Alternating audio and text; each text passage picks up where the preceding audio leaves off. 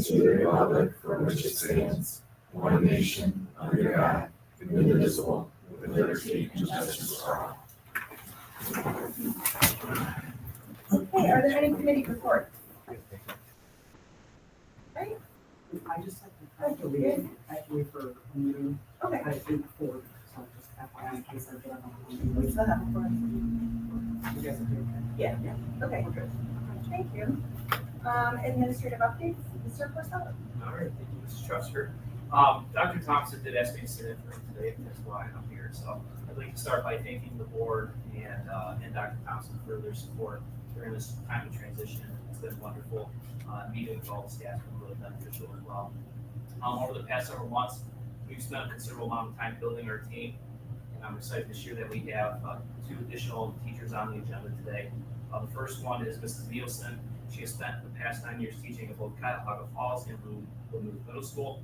She will serve as our 6th grade math teacher, bringing with her valuable experience and a record of achieving strong results at that level. She's also been actively involved in numerous academic-based extracurricular activities, supporting students both during the day and beyond. Mrs. Stewart, you may recognize her as Ms. Brooke Sudyak. So Brooke Sudyak has served for the past few years as an intervention specialist at Edsel Ford High School in Michigan. During that time, she collaborated closely with colleagues as a co-teacher in the science and art and language arts classrooms. She was nominated for Teacher of the Year in her district during the 23-24 school year. In addition, she served as head varsity cross country coach and an assistant track coach. We are very fortunate in for an interview process of having quality candidates once again. Not quite the depth that we once saw, but still pretty heavy at the top. So we're fortunate. Both of these ladies are very grads. I believe Nielsen, who made the name Thompson, was around 2013, and then Brooke Sudyak, now Stewart, was 2018. So we're excited to welcome them both back. During the last week of school and into the first week of summer break, I had the opportunity to meet 37 different staff members. I put out an offer there to meet with people for 15 minutes where they can highlight things they think we do well and areas for growth. That was very beneficial to me as an incoming superintendent to learn and gain the perspective of staff members from a variety of different buildings and departments. And we'll take that information and share a summary with our leadership team and use it as we work to build for next school year. And then as far as administratively, we have our retreat coming up July 28th through the 30th. And prior to that, we've also scheduled pre-leadership retreats on the 16th and 17th to do a lot of the work. Our goal, and last week Ariana was here, so we started planning this out, really try to assess everything that we do, look at data, feedback, and what student outcomes we desire for our students, and build the instructional framework around that. Taking into account that a lot of great work has gone on here for many decades, honoring that work, looking at where our district needs to go, driven off of student outcomes, and setting up that work as we head into next school year. So we're really excited to get the team together and do that work. And then finally, as you know, considerable amount of effort goes into monitoring and advocating for our district at the state level. House Bill 96, the state budget bill, has been released. I'm going to turn it over to Mrs. Capo, but before I do, I'd like to thank Dr. Thompson, Luke Gallant, and Jen Capo for their work in this area. It's many years of work for several of them, and a lot of work over the past 3 to 4 months as this heats up leading to the end of June. So, Mrs. Capo. Thank you, Mr. Porcello. So on Wednesday, the House and Senate both approved the Conference Committee's version of the biennial budget. And first and most importantly, our PUTPP freeze is extended through fiscal 27. And I'd like to echo Mr. Porcello's thanks to Mr. Gallant for all of his hard work in Columbus this year to get that through. It does represent a third of our revenue, so that was very good news for us.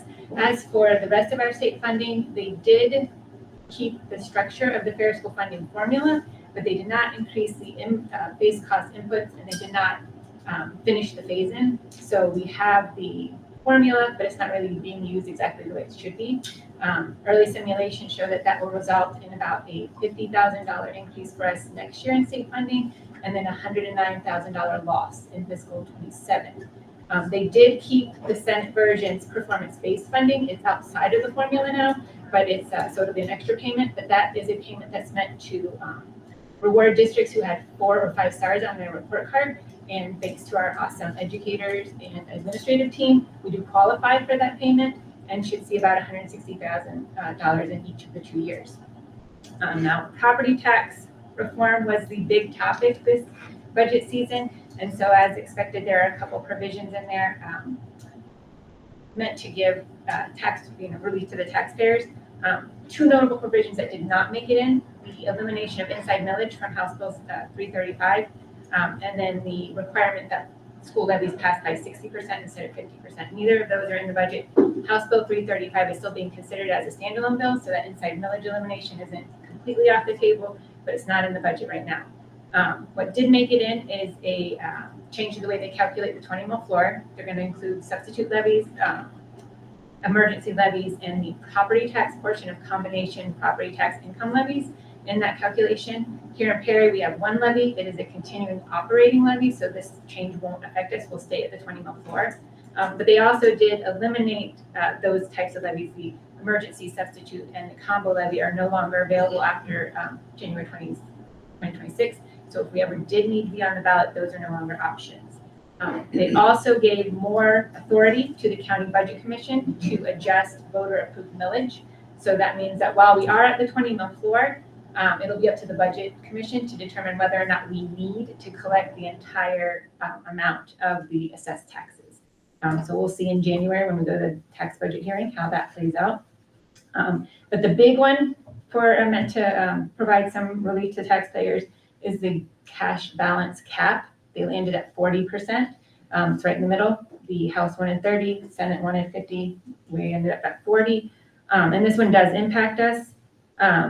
It says that we can't have a cash balance that's more than 40% of our previous year's total expenditures.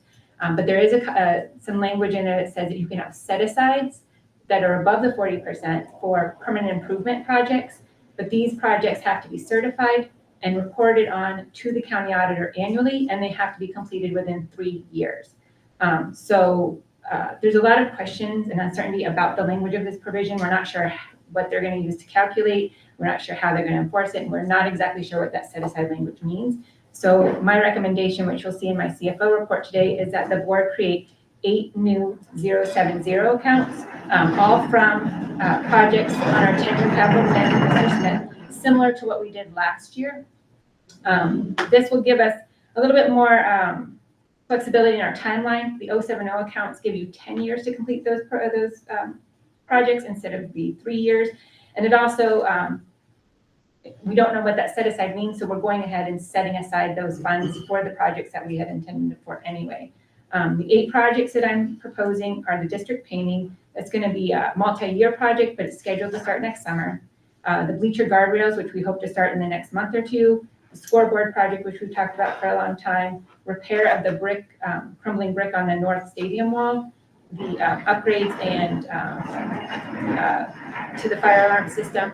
Turf replacement on the football field. Masonry and brickwork for the clock tower. And then the electrical distribution and the MSA system. These are all items that are on that 10-year plan that Jim Smith created. And the total amount that we'll need to transfer for those 8 will be $3,369,000.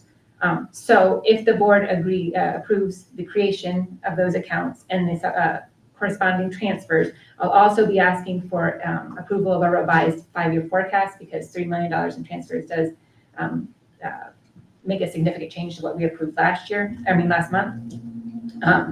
Overall, the forecast hasn't changed other than those, but it does, no deficit spending in 26 still, years, but that'll be mitigated. But it does cause us to have a couple $1 million in deficit spending this year, and it will reduce our cash balance from 15 million to 12.4 million. And interestingly enough, that may be the last 5-year forecast you ever have to approve, because this budget also eliminates the 5-year forecast and replaces it with a 3-year forecast, which is really a better option anyway. We only really ever working with 2 years of budget, data anyway, and years 4 and 5 tend to just be scary and cause unnecessary worry. So a couple of other non-financial provisions that we should note from the budget. It did put in a flat tax, income tax, state income tax of 2.7%. It requires school board candidates to list their political party on the ballot. It puts a 15% cap on administrative salaries and benefits. We're nowhere near that, so that's not gonna have an impact on us. It prohibits boards from paying retirement pickup for superintendents, treasurers, and principals. Makes some changes to the STRS board, having some of the members now appointed by the governor with input from the House and Senate. And it gives $600 million to the Browns for a new stadium in Brook Park. The three main public education professional groups, so ASBO, OSBA, and VASA, have all sent letters to the governor asking, he does have line item veto power, and we're asking him to veto most of those stipulations, most of those provisions, and especially this committee version isn't necessarily the last version. We will know that sometime today the governor has to provide his signature on the final bill today. And if anything major is vetoed or changes, I will let you know. So if you, just a couple questions, if you were over the, say our district was over the 40%, which we would be if we didn't reallocate money, and we didn't have anything to allocate it to, what happens to the money? They reduce your tax collections next year. So next year we would have less money coming in, so it's kind of a use it or lose it scenario. That is how we understand it. Okay. Again, it's very, there's not a lot of consensus on exactly what it means, but that's kind of how we understand it. Okay, and then I've heard a lot of talk out there about how the state is giving more money to public schools. Like, so it sounds like it's being a reduction, but they said they're giving more money to schools. So how can you break down how the money is going to the schools? So I think overall it's like around $680,000 I think I've given to education in this biennial budget. But in the first year, public schools get 38 million, vouchers get 101.5 million, and charter schools get 68 million. And then in the following year, we do get like I want to say it's about 109 million, but the vouchers get 124, and the charter still get over 60. So we're really getting less than a third of the total education money that they put into this budget. Public schools are getting. So yes, so the majority of it's going to vouchers and charter schools. Yes. Okay, so like the windfall that they say we're seeing with all this money coming towards education is not. No, I think I saw somewhere that in the with the formula, each student in a public school is getting like $27 more this year and $29 in fiscal 27. Okay. Like for the year total. Okay. But the fair school funding is still in place, but it's not being phased in as it was originally Right. proposed. So the formula is there, but it's There. not being used the way that it's intended. Just to clarify, I think, just to avoid any confusion for the community, if anybody decides to watch the board meeting, and anyone here, just to make sure, when you said emergency levies and other types of levies are eliminated after January 26th, but a regular, don't know what else to call it, levy, if a district did need a levy, Oh yeah, no, they just still can put a levy on. yeah, just those specific ones, just the emergency, the substitute, and the combination property tax, income tax levy is now not an option. Okay, and that is not an option to be vetoed either, correct? What's that? That's not up for potentially being withdrawn from the final bill, from the final budget? Not that I've heard. Okay. Yeah, I think everyone's in agreement on that. And then you mentioned turf, and I know we just replaced our turf. So in terms of the capital improvements, you mentioned the turf for the football field.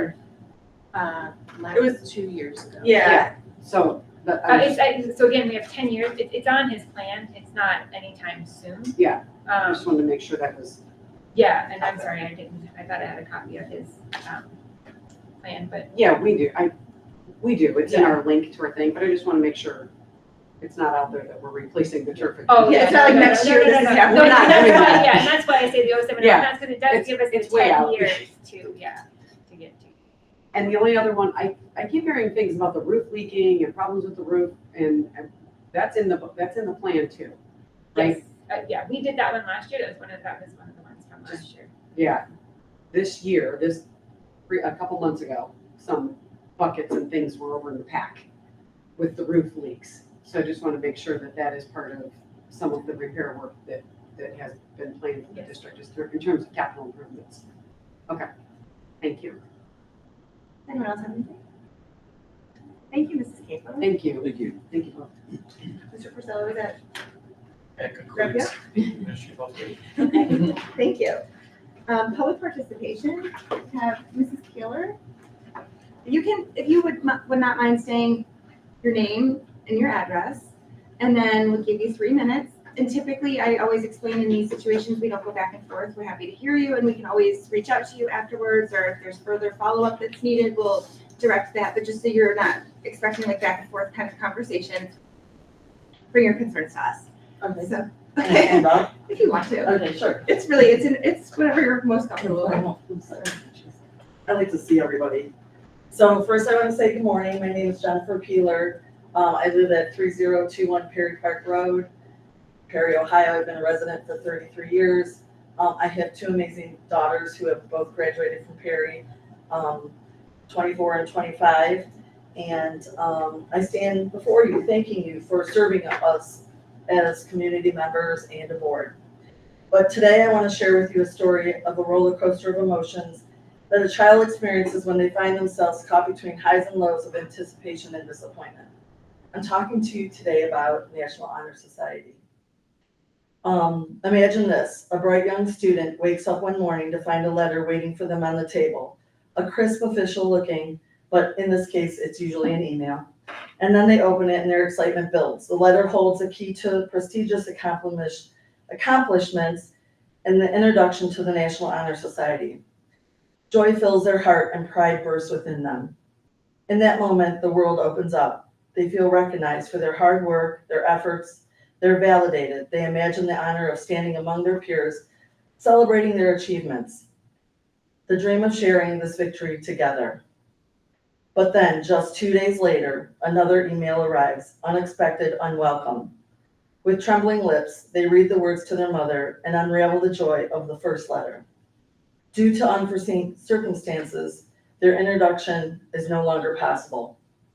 Disappointment washes over them like a trial wave. Confusion clouds their mind, and sense of loss penetrates their heart. They pride the felt only moments before slips through their fingers, leaving behind doubts and questions. What went wrong? Was I not worthy after all? Yet, though the unsettlement of these emotions, there's glimmer of resilience. The child learns that achievements aren't always linear, and that setbacks are sometimes part of the life's journey. They realize that even admin disappointment, they are still the same talented, hardworking person. This emotional journey is a reminder that life's path is rarely smooth, but it is the way we navigate the obstacles, bounce back, and challenges that truly shape who we are.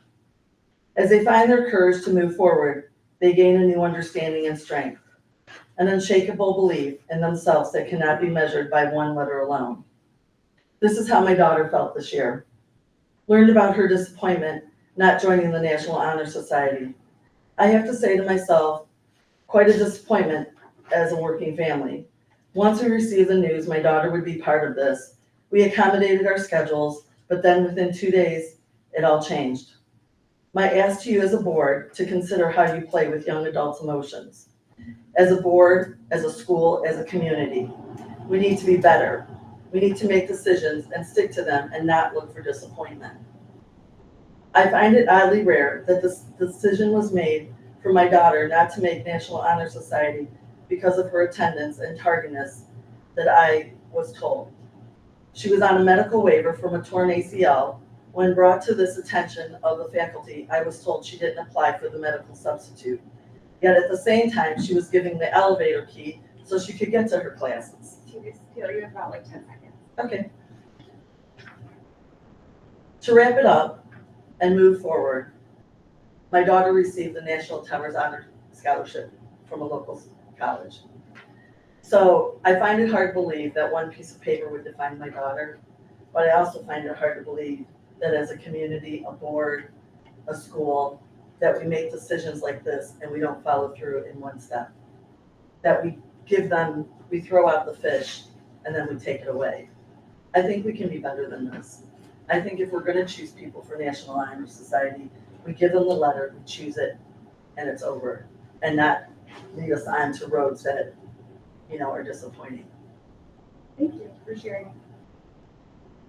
Was that for 10 seconds? Yeah, that's, Well, that was good. thank you so much for coming. And there's a second participation at the end of the meeting if you choose to participate again. Okay. Okay.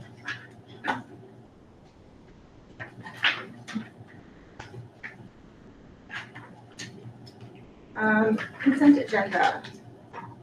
Is there a motion to approve the consent agenda? Second. Roll call, please. Mrs. Foley, Yes. Mr. Leidig, Yes. Mrs. Chester, Yes. Mrs. Seoli. Yes. Okay, and then we are just, I'm trying to find the end of the consent agenda.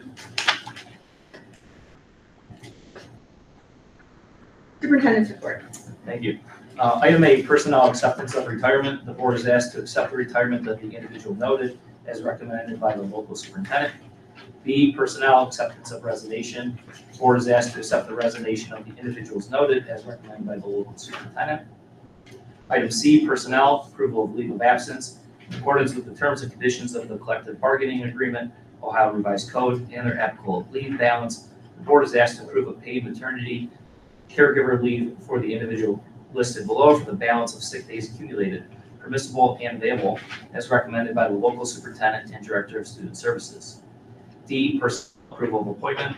The board is asked to approve the employment of the individuals listed for the position indicated pending successful completion of required employment paperwork, verification of proper licensure, training, and background check as recommended by the local superintendent. E, personnel change of position. The board is asked to approve the change of position for the employees noted for the position indicated as recommended by the local superintendent. F, personnel, approval of reemployment, corrective action. The board is asked to approve the corrective action noted previously approved May 20th, 2025 as recommended by the local superintendent. G, approval of appointment, corrective action. The board is asked to approve the corrective action previously approved May 20, 2025 as recommended by the local superintendent and director of student services. H, personnel, approval of contract extension. The board is asked to extend the contracts for the employees listed as recommended by the local superintendent and chief financial officer.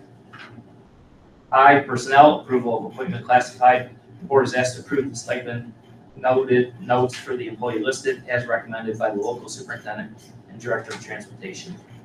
J, personnel, approval of appointment 25-26 supplemental. The board is asked to approve the individuals listed for the 25-26 position noted as recommended by the local superintendent and building principal. K, personnel, approval of extra time. The board is asked to approve the individuals noted for the extra time listed as recommended by the local superintendent. L, personnel, approval of extra driving time. The board is asked to approve the employment of the following bus operators for extra driving time to transport elementary and high school students to and from the summer academic program. One summer program student goes to CARES and bus cleaning and as recommended by the local superintendent and director of transportation. M, personnel, approval of extended days.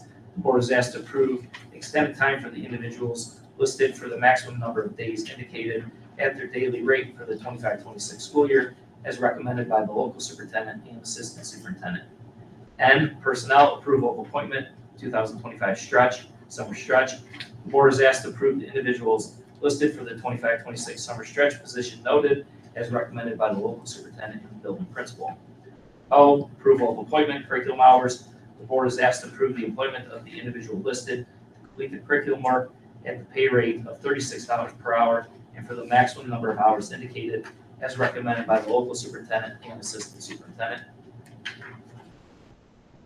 B, personnel, approval of appointment independent study.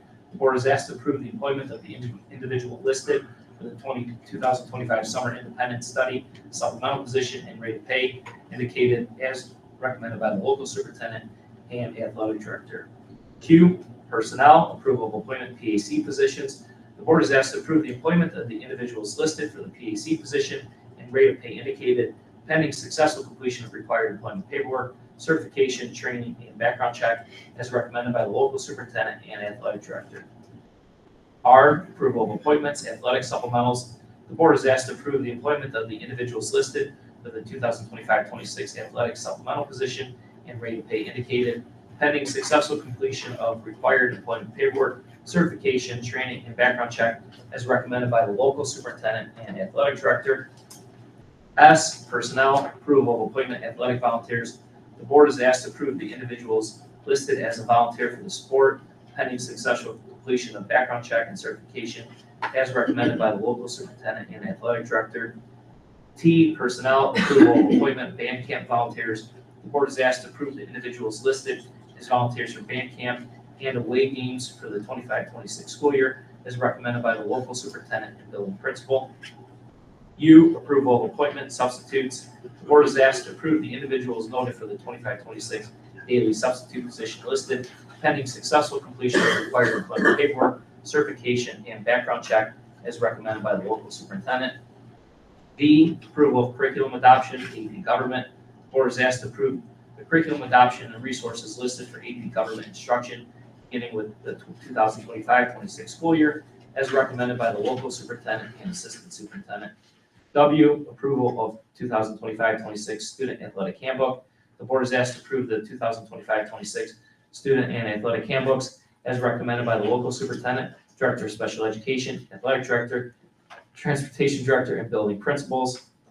X, 2025-26 substitute rates of pay. The board is asked to adopt the updated rates effective August 1st, 2025 as delineated unless otherwise dictated per current negotiated agreements and authorize the chief financial officer to pay the higher daily substitute rate for continuation of services for those substitute employees who continue working in 12-month classifications as recommended by the local superintendent and chief financial officer. This concludes the superintendent's report. Thank you, Mr. Porcello. Is there a motion? So Second. Any discussion? I had a couple things. First, is the substitute rate, is that what it was last year? So for, all the classified, which one? The $150, Yeah, that's the same. that's the same, there's no changes there.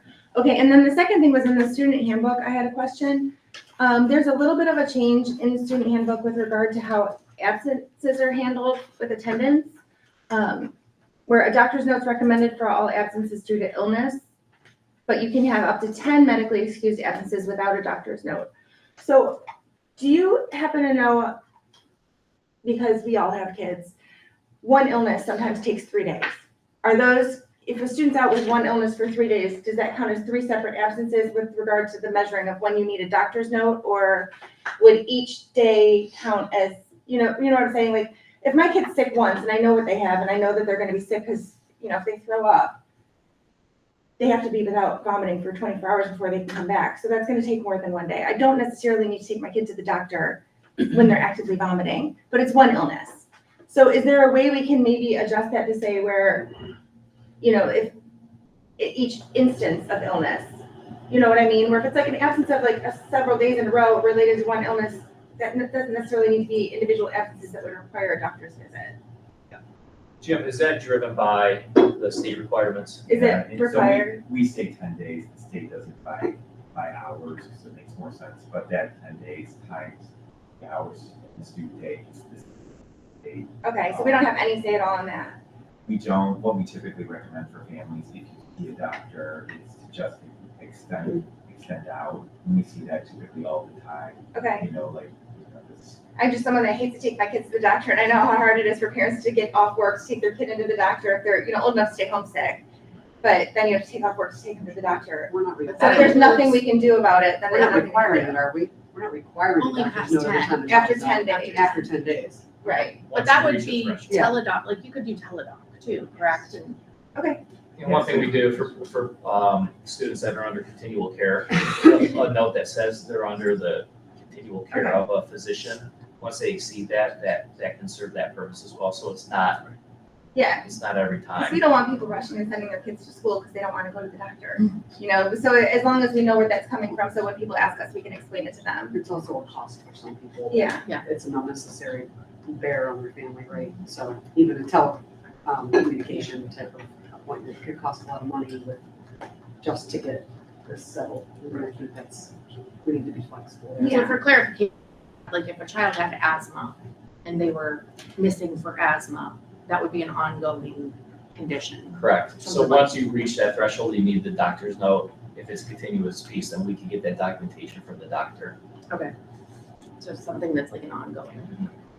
Making sure we're applying common sense to these Yeah. things. Yeah, and I real think life we- experience. Yeah. And I'd like to think that if a parent ever has concern, reach out to the building principal, or assistant principal, and we can work through the situation. I know that we've worked through a lot of situations over the years. At the end of the day, we want kids to be healthy. It's important to be in school, but there's always that balance point. Yeah, and I think it's important that people know, like, you know, a lot of times do reach out because these are things that are required by the state and we will be as flexible as we can and we're not trying to neglect it. Exactly. Okay, anyone have anything?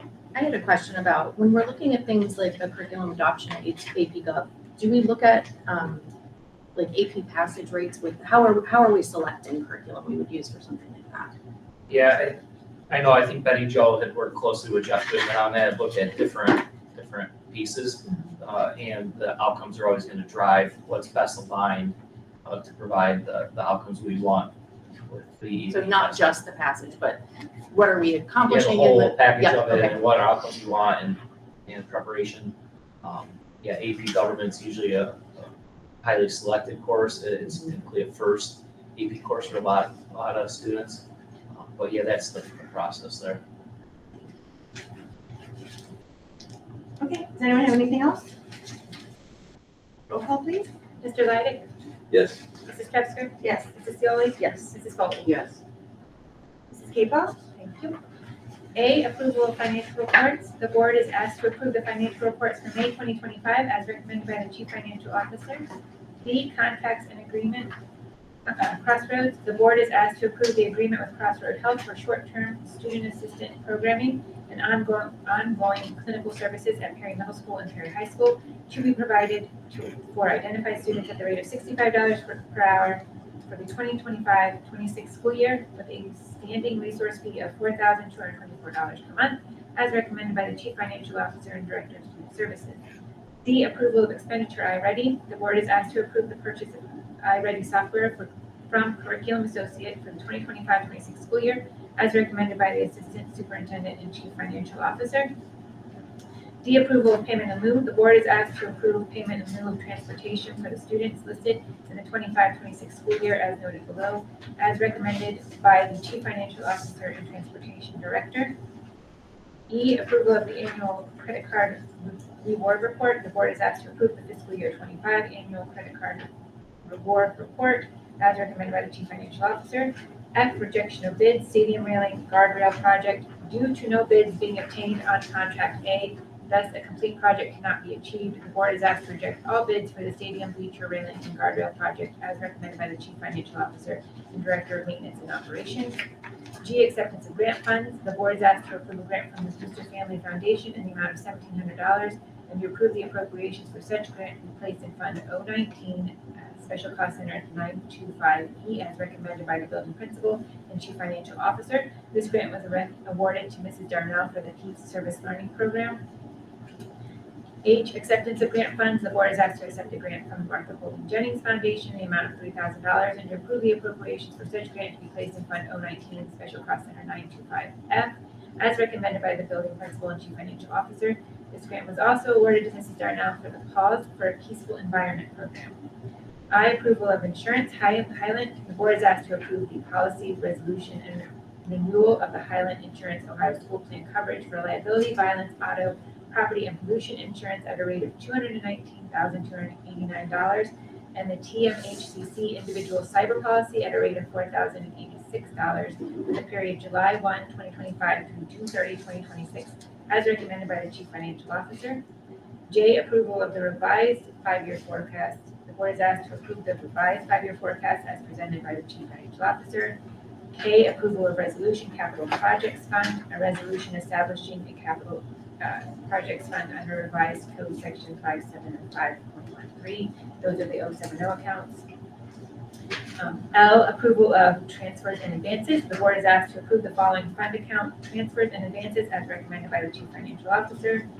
M, approval of appropriations. The board is asked to approve the revised fiscal year 2025 and the initial fiscal year 2026 appropriations listed as recommended by the Chief Financial Officer. And this concludes my CFO. Thank you, Mrs. Cicero. Is there a motion? So moved. Second. Any discussion? I just have a question about the bids. Okay. Lack of, so can you explain that a little bit? So we put it out for bid and we only got one bid and it was for part B. The bid was set in section A, section B, and then section C, which is if you wanted to bid on both. Section A was the actual welding work for the guardrails. Section B was the fencing part. We're gonna, the like fabric fencing that we're gonna put around it. We did get a bid for B, like I said, but nothing for A. We believe it was because the time frame that we put was so tight.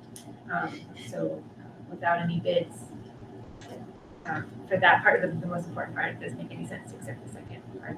Okay. Is that, so that's not normal for us not to get a bid? No, Okay. I guess we used to get like 30 people coming to bid on things, but the last few years, since COVID, really, there just isn't as much. The work needs to be done. The work needs to be done. So Jim Smith is currently getting quotes outside. Because we didn't get the bids, we did the process, now we can get quotes from outside. So he's working on trying to secure those. He's extending the timeline a little bit. He really wanted it to be done before football season started, but it doesn't look like there's anybody available that's gonna be able to meet that timeline. And our welding students are just there yet. Right. But do we anticipate, like, we'll probably get some quotes then, we'll be able to, Oh, yeah, Do this yeah, we're soon. definitely gonna get this started soon. I had a question about the credit card rewards. What do we do with those? We just put them back into the general fund, yeah. That's just, it's a compliance piece we have to do every year, this report that we got those. I have one other question. Okay.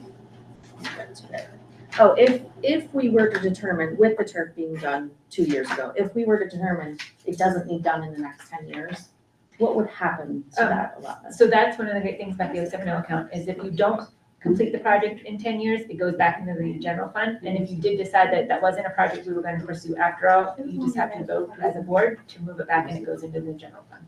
Excellent. when was the, I feel like it wasn't done since I was on the board. So when was the Oh. turf Seems actually? like it was just 2 years ago. I've been on board We for redid the 5. weight room upstairs right after. I personally don't recall. I have a Is that- recollection of it being pre-COVID, but I Oh, don't wow. wanna misspeak. I think that's when it Last year we did the started. track. Yeah. Oh, yeah, that's right. So maybe it was like 4 or 5. The track was done last year, but the turf, I feel like was, I don't remember that being, I don't remember having that in my tenure. It was I after. think, And I feel like it is It like, was it's during probably COVID, I like 5 think. or 6 years into the plan, With the I wanna buffer, say. like- It's not at year 10, but it is, it's not anything soon. And wasn't that turf more than 10 years old? Wasn't it? so we did the turf shortly after I got here, like in 2005 or 6. And I think we did it again like in So 2018 15 or years is, 19. okay. So if it's been So I think 5. it's been. You guys went in. We went and looked when we were in Columbus at Ohio State. Yeah. Because Luke was there. And Yes. that would have been, we went and looked at probably 18 Also, or 19. yeah, Luke was And there. then it was done So that after was that. 6, 7 years ago. So I would say it was done after 19. Okay, just curious. So we're still 5 or 6 years out Yeah, at least. yeah, it's Like, not- it's not next year or anything. Like, we're within the schedule of when these things are typically happening. We're not rushing it. No. The last one lasted 15 years, I think. Yeah. And again, So that would be the end of the if we 15. get to the It's 10 been years 5. and it isn't necessary, you can either vote to move it back in and give it another 10 years, or it'll just go back into the general fund, the fund. It doesn't tie us to having to do it at In that that time. 10, if it doesn't. Okay. That's all I was checking. Just that we don't Alright, use yeah. it. Okay. Anything else? Roll call, please. Mrs. Truxger? Yes. Mrs. Seoli? Yes. Mrs. Foley? Yes. And Mr. Leggett? Yes. Ryan? Thank you, sorry. Thank you, guys. Okay. Sorry, I lost my spot again. I think we're 8. Unfinished business. Is there any unfinished business? I'm still waiting. I emailed over to see if there was any update on those legal talking about with the village. I know that some things about the data center have hit the public has become more aware of it than they have been. We've been talking about this for a long time. For our part, we sold the property, we still hold the easement, we still hold the deed restriction on the walking path and the 50 rooftop. And for us, that's about our concern with it right now. right? Anyone have anything else? I think that, we're waiting to hear back on the legal fees / closing costs that were supposed to be covered per the contract, and I have not gotten feedback from the village on that yet.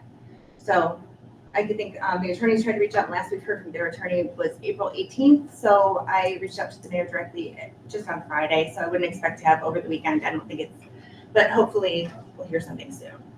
Did they, I don't recall, did we ever come to any sort of agreement on the cross-country? We left it where it is. I thought so. And we didn't need to do that. Like, I mean, we went through all the back and forth to figure out if we were gonna move it. Right. But ultimately, if they wanted to proceed with it as is, where it was in place, that was required no change from us, so we didn't need to do any action on that. So that's how it stands. It is, as it was in the initial agreement.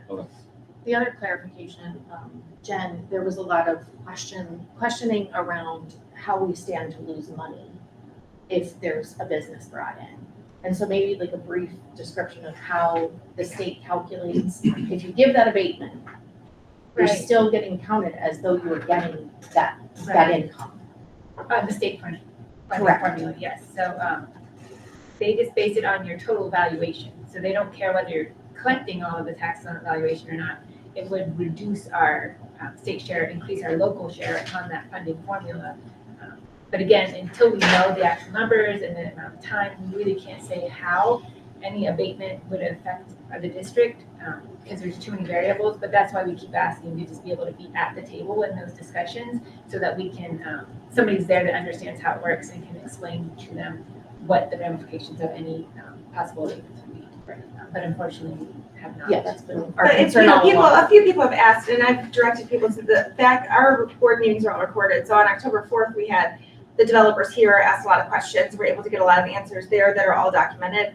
And then we have another discussion on October 15th that went into a little bit more detail on how the financing works with phantom revenue, because it does look like we have more money coming in locally and we're not actually getting that money if there's an abatement. That's where the downfall is. So if we were getting all the money, if there was no abatement, we would likely be fine and probably have an increase in income. But with any abatement, that state funding, assuming that we're getting the local funding that we don't actually see, is where the problem And comes those in. abatements are generally for a long time. It's not like a 2-year loss. It's generally like 10-year.